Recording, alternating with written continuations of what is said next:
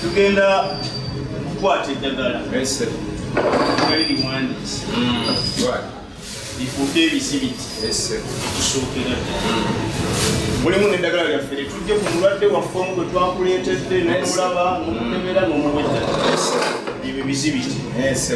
Ensonga ey'okubiri tugenda kukwata nenyonyola poliisi emisango egyo nga bwe gitusomeddemuko tukuleko fayiro eyo twalime mu kooti demu emisango okkirize oba ogyegaane kusinzira gonaaba ogirabe mu fayiro. Kitegedde bulungi.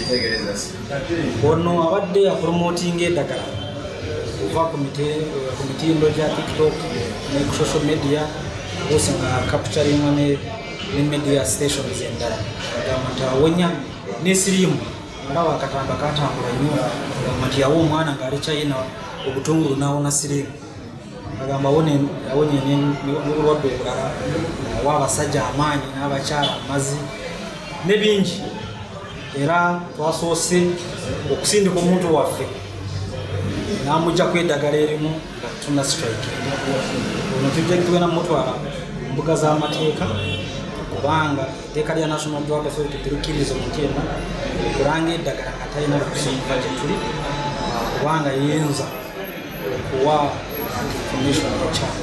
Download the app on App Store or Google Play Store now. Vision Digital Experience, the future of media.